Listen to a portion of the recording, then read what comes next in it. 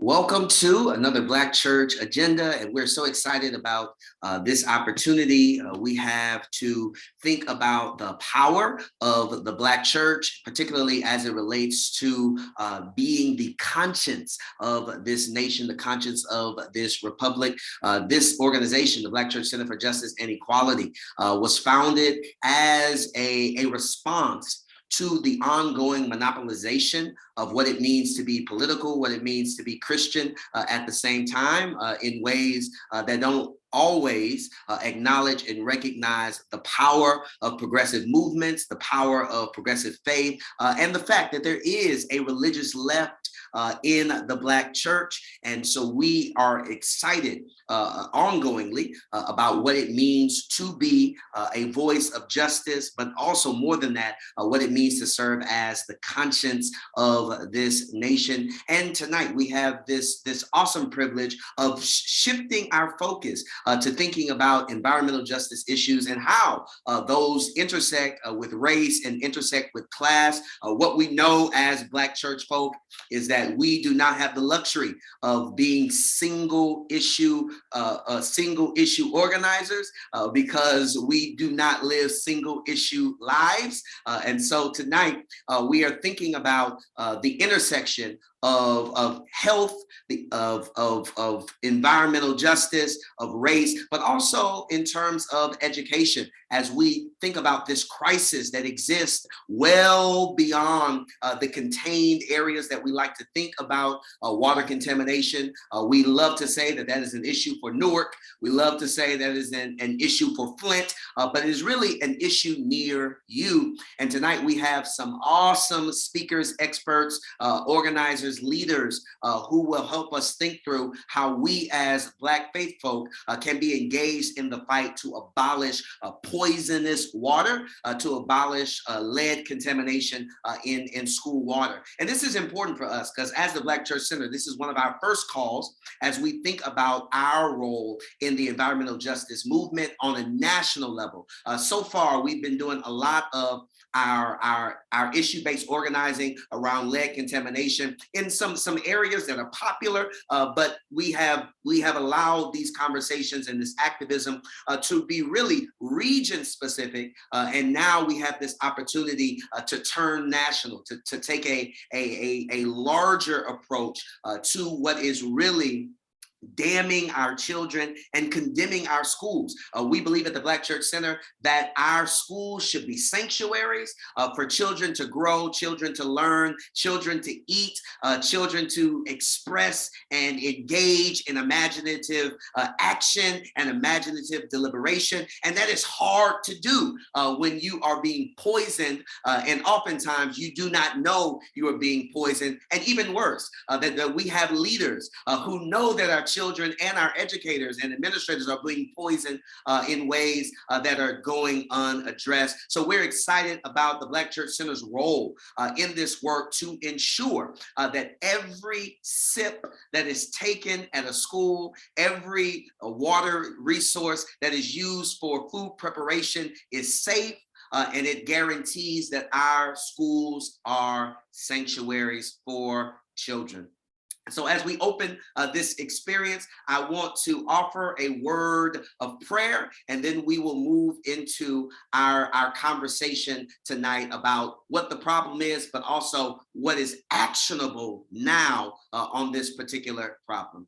God, we're so grateful that we are trusted to be the renovators, the editors of our society. We know that there's a lot of work to do to make this union more perfect, to make it live up to its paper version of itself, to make it live up to, as Dr. King said, what it says it is on paper. We believe it is possible because of the hardworking, freedom-minded, faithful people of conscience who have always used their privilege and their power, have always used their resilience and their righteous indignation as ways of changing the lives of those who are farthest down, those who live with their backs up against the wall, those who have been deemed the wretched of the earth, abandoned by those with power, with more power and more privilege. And so as we enter into this conversation, we are entering into a sacred dialogue that will lead to sacred demonstrations, that will lead to the type of abolitionist and freedom spaces that are so necessary for democracy to be real, for human dignity to be affirmed, and for the kingdom of God to be made real on the earth. As we think about our schools, we don't just think about buildings, but we think about the lives that do work in those schools, the lives that learn in those schools, the lives that eat and drink in those schools. And we declare that it is a travesty that cannot go on another day when children are being poisoned. And we know clean water is a basic human right. And so may we learn something to the point of doing something.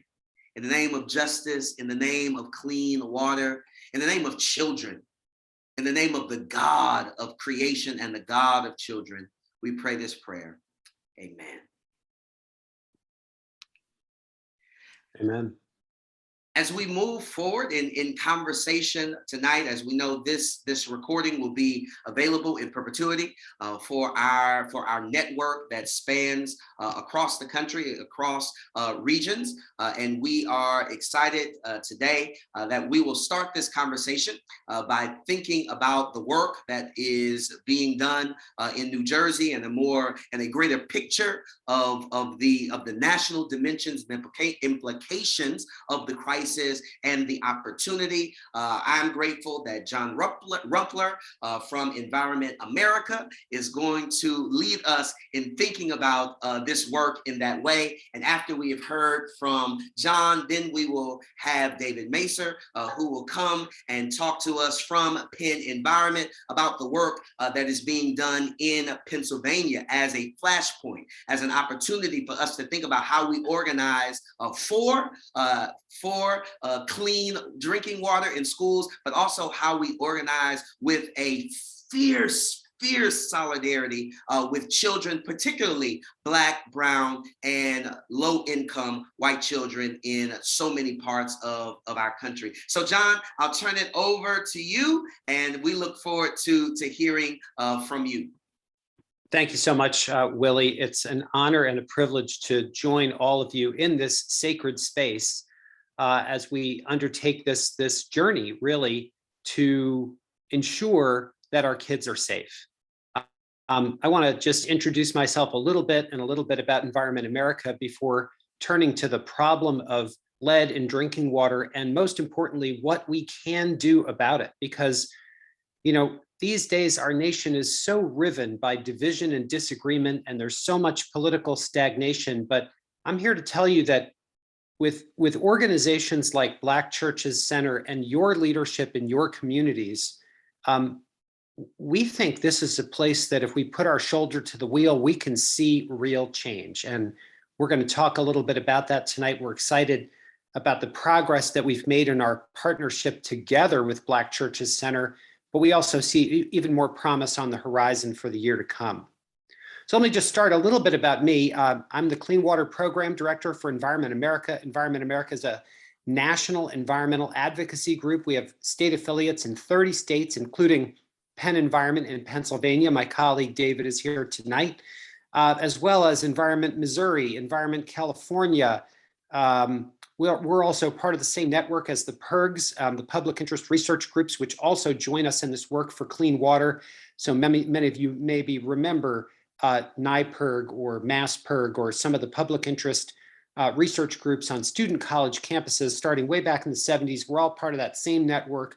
We're all working together for clean water. I've been doing this work now for about 30 years, fighting for clean water in one way or another, whether it's lead in our kids' drinking water or fracking in wells across the country, from Colorado to Pennsylvania, to factory farms polluting our rivers, lakes, and streams. I've been doing this work a long time. And I should say that my inspiration for doing this work when I was growing up as a kid in Barrington, Rhode Island, was that my dad had been involved in the civil rights movement. He was a member of the Congress on Racial Equality in the 60s and early 70s.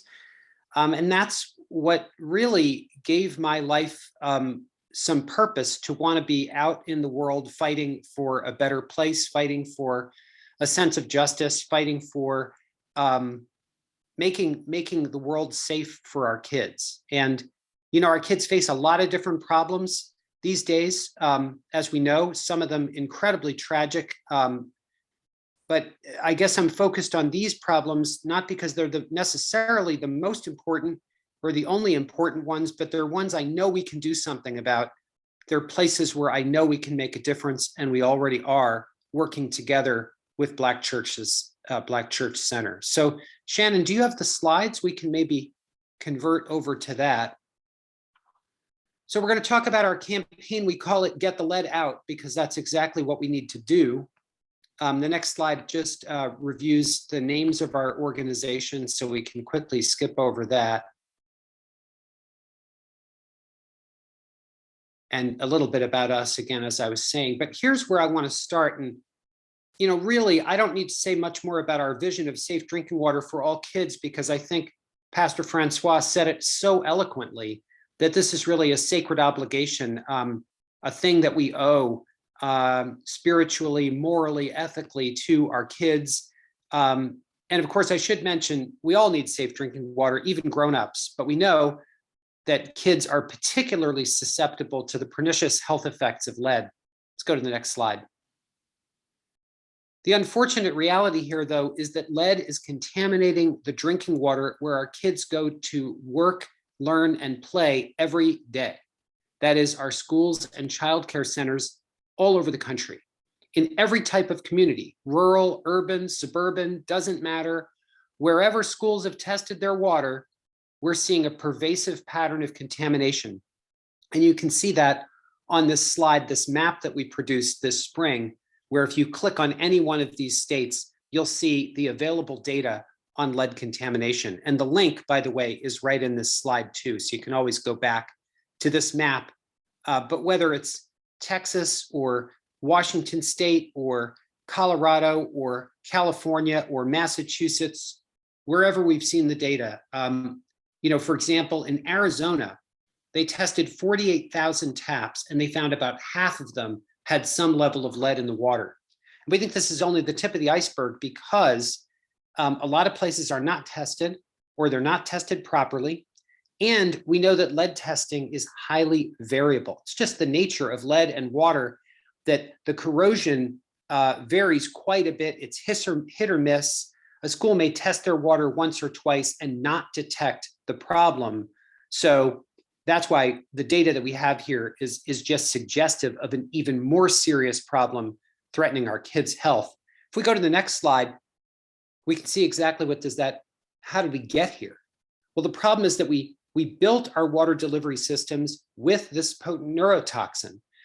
From the pipes that go from the water main in the street, often called lead service lines, there's about 9 or 10 million of those across the country, to the pipes and plumbing in our schools and childcare centers, and even the faucets and fountains where our kids fill up their water bottles or take a sip of water from a fountain.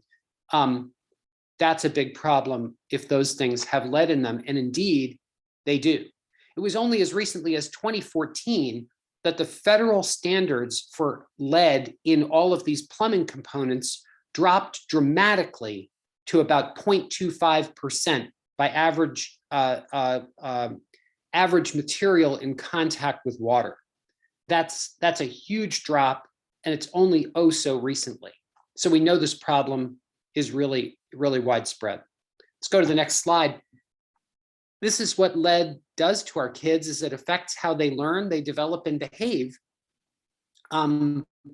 If you look this up, EPA's website, CDC's website, well-regarded health officials, American Academy of Pediatrics, we're finding behavioral difficulties, loss of IQ points, the central nervous system being affected. I just saw a new study out from researchers at Indiana University this week that connects early exposure to lead in drinking water in young kids to juvenile delinquency, tracking how many of those kids were arrested or cited for some kinds of problems, even even taking into account all kinds of racial disparity factors that we know are in the criminal justice system.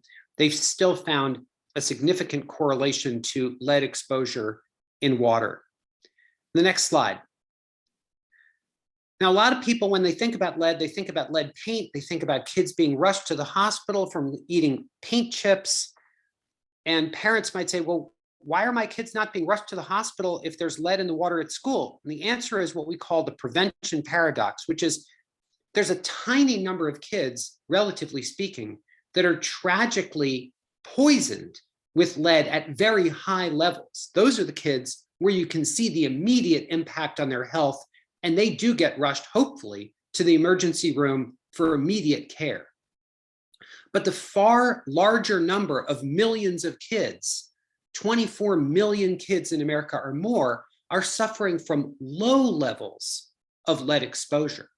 They're at risk of losing IQ points. They're at risk of behavioral and cognitive deficits, all these other things. We just can't detect them and see them the way we would see with acute lead poisoning. But that's the paradox, is that instead of focusing on the relatively few kids with the highest level of lead contamination, we should really be focusing on the broad problem across all of America to protect all of our kids from these health impacts. Next slide. Fortunately, there are common sense solutions for us to solve this problem. The first thing we need to do is get the lead out, actually remove the lead-bearing parts where we can. Second thing is to install filters, because as long as there's some lead in the water delivery system, we need filters to be able to take that out. One brilliant step that we can take that does two of these things at once is replacing old fountains that are often made with lead with new lead-free water stations that have filters built into them. That's a key way to protect our kids' health. And of course, we need filters on other taps used for cooking and drinking, like the kitchen sink where they make the food. If there's lead in that water, it's going to wind up on the pasta or the pizza or whatever they're using that water to prepare. And then last thing is that although we know there's no safe level of lead for kids, the American Academy of Pediatrics is recommending that school districts set a limit of 1 part per billion, being about as close to zero as you can get, and have an enforceable standard.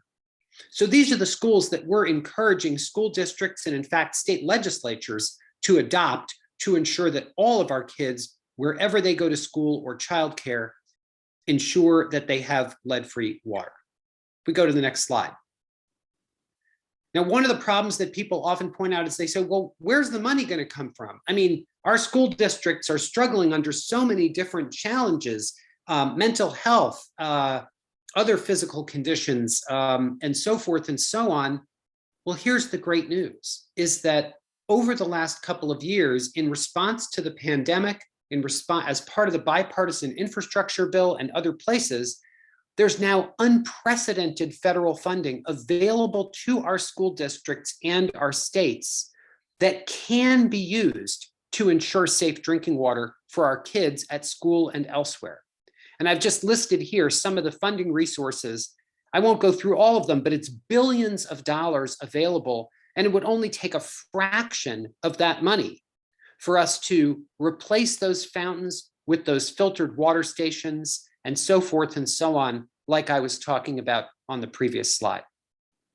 So that's why, in light of the gravity of this problem, in light of the fact that we have simple common sense solutions that we believe can gain bipartisan support from Democrats, independents, Republicans, everyone, and the fact that the money is there if there's just the political will to use it, this is how we got together, and we were blessed, honestly, with the partnership of Shannon and Pastor Francois to begin working in a few key strategic locations to get the lead out of our kids' water. And we also received some funding. We raised money both for our own organization and for Black Churches Center to work on a campaign in a number of key places to do this work. And the next slide just highlights a few of the key places we've been campaigning together this year. Oh, well, that's actually just a nice photo. Here's the next one right after that, sorry. So here are some of the local campaigns with Black Churches Center and Environment America, and again, Penn Environment and Environment New Jersey, our state affiliates. We've been working in New Jersey and in Philadelphia, and David is going to talk extensively about what we've been able to do together there. Here are some of the other places we've been working with other community organizations in Houston and Atlanta, Colorado, Florida, Michigan. We're part of statewide coalitions in a number of places. And beyond these places, we would love to partner with pastors in the Black Church Center Coalition to be able to expand this campaign into 2022 and 2023 and beyond, and work with you as a partner. And then just to the right of this slide, I just want to highlight some of the resources that we can bring to you in part of this effort. We do have a toolkit which provides all kinds of information about the problem, the solution, template campaign materials, links to scientific data, etc. Second thing is we've actually done in each of these places a local analysis of data. David can talk about what we've done in Philadelphia, but typically wherever a school district has tested its water, we can look at that data and help explain to the public and to your congregants, what does that data mean for kids' health, so that we can get the word out and we can effectively mount a campaign for change. And the other thing is we're a strategic partner. We've run these campaigns and been part of these efforts in state after state after state. So we can provide a lot of strategic insight. I should say, obviously, you are the community leaders on the ground. You know your communities, the wisdom and history and righteousness that you bring to these efforts is absolutely indispensable. We just would be honored to be helping you in your local efforts in all of these opportunities to ensure safe drinking water. So with that, let me just go to the last slide, which has my contact information. I would be honored to speak with any of you if you have questions about lead in drinking water in your pastoral settings, in your congregations and schools in your area.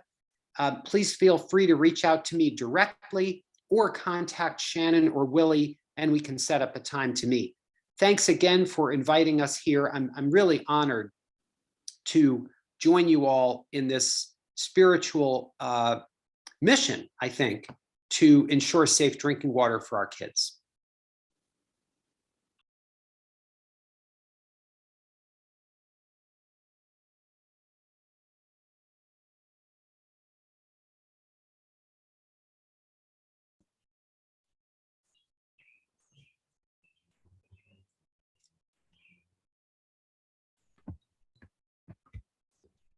It's great. Maybe I'll dive right in on the Philadelphia example, if that seems okay.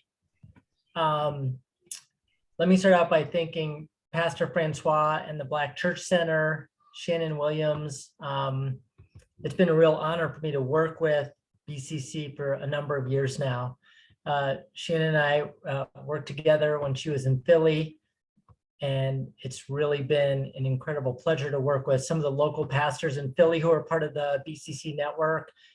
Pastor Marshall Mitchell, Pastor Patrick Houston, Pastor Donald Moore, just a great group to work with.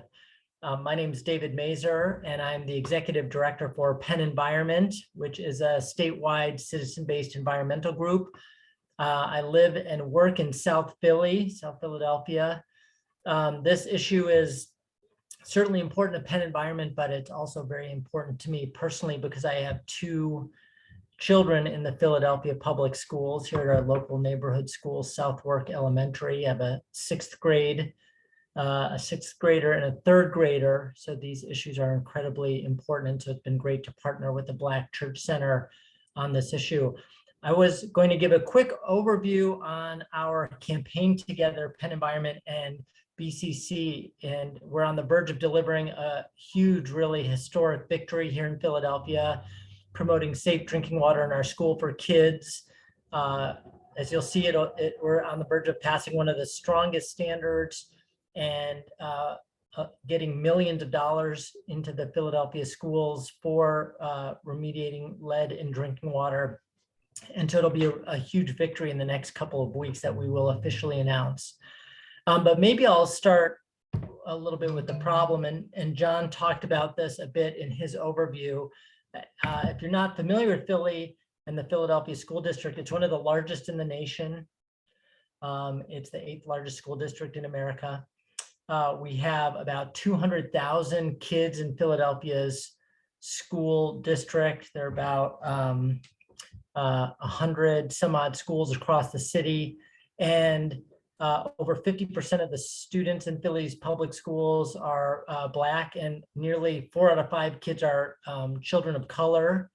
A very diverse district, but it's also one of the poorest school districts in America. About 40% of the students live in households that are below the poverty line, which is well above the national average. And so you have a very vulnerable population to the threat of lead in drinking water, which made our effort here seem certainly more urgent every day.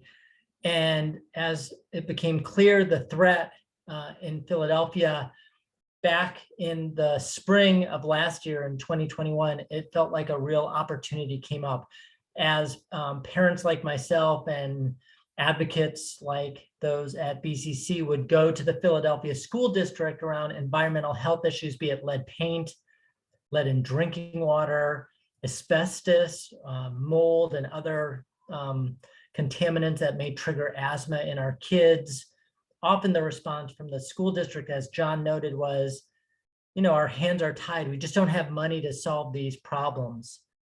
But last spring felt like a real game changer, a real moment in time and opportunity to change that dominant paradigm in our schools, because the federal government gave the Philadelphia School District, as part of the national stimulus package in the pandemic, approximately $1.1 billion for covering costs in the Philadelphia School District, a massive amount of money, a massive windfall of cash for the Philadelphia School District.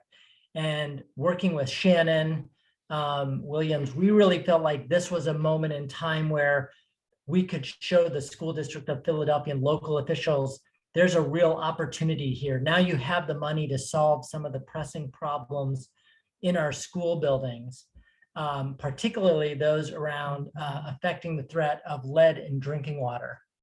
I think this came up as we sat down, Shannon and I and Will Dunbar, who's here in Philadelphia and has been working with BCC, sat down and felt like we could really use this moment in time to be successful for our kids and protect their health. And so we sat down and really tried to come up with a strategy that made sense and to get the facts so that we could make the case to local officials to use some of this money to protect our kids' health and tackle the threat comprehensively of lead in drinking water in our schools. We started out by doing some research and using information directly from the School District of Philadelphia. We found by spending even a small amount of that $1.1 billion that the Philadelphia School District received, they could basically solve this problem entirely. Our research showed that by spending approximately about 0.5% of all the money the district received, they could solve the threat of lead in school drinking water in every building, in every school classroom across the entire city. So just a really profound impact and opportunity at hand. So we worked with Shannon and the team at BCC to come up with a strategy that made sense. It was sort of a two-part strategy. Number one, to reach out to the school district and make a request that they spend this small amount of money of the total, this 0.5% to comprehensively address the threat of lead in school drinking water in Philadelphia. But we were concerned and a little skeptical that the district would be convinced out of the gate of our vision. So at the same time, we had a second part of our strategy, which was to work with leaders in city council to get them to use their power and influence to get the district to take these steps if the district wouldn't do it of their own accord. So as John mentioned, we went out and we raised a grant to have the project funded for the Black Church Center and Penn Environment. And then we started to roll out the tactics to try and win our campaign and really kick the whole campaign into gear last summer, probably about last August. Step one was to reach out to the most senior officials at the Philadelphia School District, the superintendent and his senior team, start a conversation with them, show them the facts and the data we had about the threat of lead in school drinking water and the opportunity they had with the funding available to use a small portion of that to solve this problem. And we started those conversations. Unfortunately, as we sort of expected, the district was skeptical at first, was non-committal to our plan.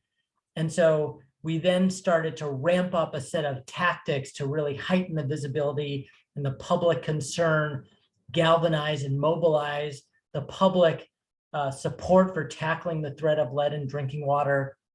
And between last fall and this past spring, the Black Church Center and Penn Environment teamed up to do a set of tactics as step two to our strategy. These tactics included, number one, we took data directly from the school district, almost 2,000 pieces of data about testing the district had done for lead in specific school drinking fountains across the city. And we synthesized all that data to really help tell parents and teachers and concerned community members, pastors and congregations, what's actually happening out there on the ground in our schools. How much lead are we finding? The results were, I have to admit, completely depressing, disappointing, and shocking. The data showed that of the schools, 67 schools were tested for lead. So about a third of all the schools in the Philadelphia school district. Of those, 98% came back with at least one drinking fountain or water outlet or sink testing positive for lead. And over 60% of all drinking fountains and faucets came back contaminated with lead from the school district's own testing. That was an incredible shock. We took all that data, we compiled it, we put it into a study, and this spring, Pastor Francois joined me and Emma Horsmarts, who works for the Pennsylvania Public Interest Research Group, representatives from the Philadelphia Federation of Teachers, Philadelphia City Councilman Derek Green, and we stood on the steps of the Philadelphia School District and we released this report and the findings to show the public just how pervasive the threat of lead in school drinking water is in Philadelphia's public schools. That press conference made a huge splash. It was covered by all of the major news outlets in Philadelphia, all the major TV stations, the Philadelphia Inquirer, all of the major radio news stations covered our news conference. That snowballed and started to get national news coverage. It was in The Guardian and The Hill and in states all across the country, really putting this bright spotlight on the threat of lead in school drinking water and putting visibility on this event. We had lined up our champions in city council to be ready for that day when the facts came out. And the next week, City Councilwoman Helen Gim introduced a piece of legislation saying if the school district of Philadelphia will not tackle this problem of their own accord, I'm going to pass a law to require them to tackle the issue of lead in school drinking water, set strong standards, and replace the threat to protect our kids. We followed that announcement up with a citizen lobby day where we had 75 people meet with the majority of offices in city council, so constituents virtually meeting with their elected officials and voicing their concern about this threat. We did a citywide coalition sign-on letter. Over 70 organizations signed on in support of our effort. And all of those tactics basically became the springboard to help convince City Council to pass the legislation introduced by Councilwoman Helen Gim, which specifically said by the year 2025, the school district of Philadelphia must replace every old, antiquated drinking fountain that poses a risk to lead contamination for our kids and teachers and community members who use our schools, that those must all be replaced with lead filtering, hydration stations, water bottle filling stations, and drinking fountains. Last month, that bill came up for a vote first in the City Council committee. It passed overwhelmingly. I think it was a unanimous vote. At the same time, because the school district realized that they were unable to stop this mandate from passing, they made a public commitment to allocate $6.2 million in this upcoming school year budget to replace every drinking fountain with these lead filtering hydration stations. So we're on the verge right now of really having a double win, both passing a law, health-based law to protect our kids and teachers and community members in Philadelphia schools, replace every old drinking fountain by 2025, and the funding to make that a reality, allocated and dedicated by the senior leadership of the Philadelphia School District. So this is a huge victory. This will be one of the strongest standards in the country when we finalize it. All of this, by the way, will be done in the next 2 weeks. So by July 1st, the Philadelphia School District budget will get finalized and approved. Councilwoman Helen Gim's bill will go to the mayor to get signed into law. And as we go into July, we'll have this new strong standard in place and the money to pay for the work that's needed. So a huge victory that couldn't have been made possible without the partnership with the Black Church Center, working with Pastor Francois, with Shannon, again with Will Dunbar. And I think this campaign and strategy is very replicable and something I think we at Penn Environment and at Environment America with John and our team would love to work with pastors in the BCC network all over the country to protect our kids. We have this solution at our fingertips today, an incredible opportunity and moment in time. The question isn't, do we have the technological ability or desire? The question will be in each of these cases, do we have the political will to protect our kids from the threat of lead in drinking water? So it's been such an honor to work with BCC. I'll wrap up here. And I'm excited at the opportunity at hand. We feel like in politics today, it's so hard. It's such a big mountain to climb to get victories on the social justice issues we care about. But this one's at our fingertips. And I hope going into the next year, we can continue to work with BCC to deliver more victories like this one in Philadelphia and the ones that John mentioned earlier, side by side with BCC. So thanks again, and I'll hand it over to Pastor Francois or Shannon. But again, a great honor to be here today. So thank you. Thank you both so much. And I believe that Pastor Francois might have had to step away for a second, but we do have 1 or 2 questions that I'm getting text messages from, if you don't mind. First, and I think this is probably across the board question when there's always really good presentations, but is it possible to make the slides available for review? Sure. Perfect. And for everybody on, just a reminder that we will send the recording out, and we will also send those slides, but the slides will be included in the recording as well. And then another question, do you have priority places like New Jersey and Philadelphia that you're interested in engaging in this work, or is it possible for us to let you know if we think our city can benefit from a campaign like this? Yeah, well, I'll let David speak for Pennsylvania. Pretty sure he's excited to expand the efforts there. But really, as I said, we have state affiliates in 30 states. So that's a lot of places that we could work directly with BCC. But even in places where we don't have an affiliate on the ground, I've been providing assistance to community groups in places like Tennessee or Alabama or other places. So we really can partner with pastors pretty much anywhere. maybe I'll chime in on behalf of Pennsylvania. I, by the way, don't have the fancy pants slides like John had, but we have a bunch of tools from the Pennsylvania campaign, Shannon, as you know, the cool website, the report, the fact sheet, the sign-on letter, email alerts, and we can share any of those tools that are helpful to folks who are wanting to run a campaign like this or see the messaging or materials developed on the ground. So certainly can share those as well. And Shannon, of course, you have all those, so we could share those around.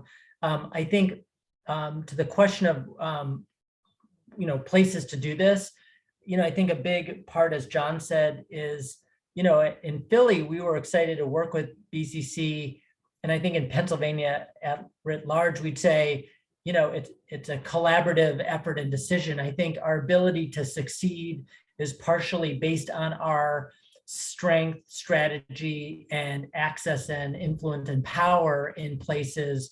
And that's a cooperative decision.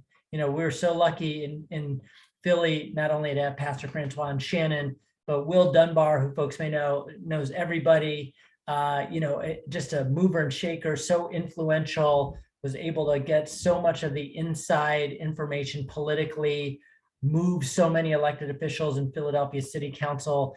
I think, Pennsylvania is a microcosm of the opportunities around the country. We want to decide side by side with the Black Church Center what makes the most sense, what can have the most profound social change, and where can we leverage our combined resources the most. And to me, that's the best decision making we'll be able to do together. And I think John and I would admit we don't have all the facts, we don't know everything, and so the direction that pastors would give on the ground is critical to the success of these efforts. I think it's just key to the Black Church Center community on this. So yeah, and I'll just echo what David just said. I mean, I know Willie had to step away for a couple of minutes, but with his congregation in Pleasantville and his local networks of knowing people in those communities in South Jersey, that's really what has enabled us to make headway, get meetings with school board members, get meetings with city councilors, really make some progress there. And we're hoping to catch up to the massive success we're seeing in Philadelphia pretty soon. But a key part of that is Willie's leadership and his deep roots in the community and connections and wisdom about how to work within the community. And that's where all of you as pastors will be the leaders in these efforts, and we'd be honored to be helping you in them. Thank you so much. And David is being modest. Penn Environment created some amazing materials that I'm happy to share. Glad that we can. So I will definitely send that around when we send the recording, as well as the additional information from tonight's call so that you all can see the things that can be replicated in your cities and areas. We have one more question if you have time, if that's okay. Awesome. Let's see. Can you tell everyone where can local communities find out stats on their school water? Yeah, well, I should say, unfortunately, there are some states, most states still don't require testing. So there are some places where there's no data available, but the map that we produced this spring has state by state data. So the link to that map is in the slide. People can go to our website, find that map, click on their state, and find the summary of local data as well as links to data sources. So that's kind of the best one-stop shopping for pastors all across the country. Yep. And certainly we're willing to, help in these campaigns on the ground, track down data if it's publicly posted. And if not, work to do the Freedom of Information Act requests, the right to know requests, put the legal elbow grease in to get that data, because I think that's step one. John may have mentioned this. If he didn't, I'll say it now. If he did, I'll repeat it, which is, one important factor to remember is our school buildings, for the most part, almost no school buildings are covered and protected under our cornerstone federal safe drinking water law, the Federal Safe Drinking Water Act. When Congress passed the law, they exempted schools from having to meet the same standards, do the same testing, and all the health-based pieces that were put into place. So, I think that's important to note, because what we found through our studies in Philadelphia were through the district's own testing, some schools were finding over 8,000 parts per billion of lead in drinking water. When the health community is saying no lead is safe, as John said, we should be at 1 part per billion or lower. That means that school in Philadelphia is over 8,000 times above the health standard for our kids. And we certainly had experiences with the Philadelphia School District where we said, you have these extremely high levels of lead. And district officials would come back to say, that's true, it's horrible, but we're not breaking the law. When they have that legal cover, it just adds to the urgency of needing to tackle this problem. So I think we want to often, step one is getting that data. Sunshine is the greatest disinfectant. And when the community can have that, often then we can move forward to force decision makers or persuade them to do what's right by our kids. Awesome. Thank you both so much for attending our network call, the BCC, and I know I speak for everybody on the call, and everybody in our network is glad to have both of you. So again, just want to thank you, John Rumpler, and you, David Mazer, for joining tonight. If there are any questions, I imagine we might get some maybe a little later throughout the week. We will definitely send those along to you. And look to see if we can get an answer from those. For everybody on the call and within our network, we'll be sending around, as usual, the recording, along with a few of the materials, the PowerPoints, the materials that David mentioned that were used in the Pennsylvania and Philadelphia campaign, and a survey. And the survey will include questions around whether you are interested in having a similar campaign run on the ground in your cities and states. And we want to know where you're located as well with that. So please keep an eye out for that on your emails and in the networks. And until the next call, have a great rest of your evening and a great rest of your week. Thanks, Shannon. And Pastor Francois, congratulations on your award tonight. There's no one more deserving. Congrats. Thanks a lot. Thank you. Talk with you soon. Good night.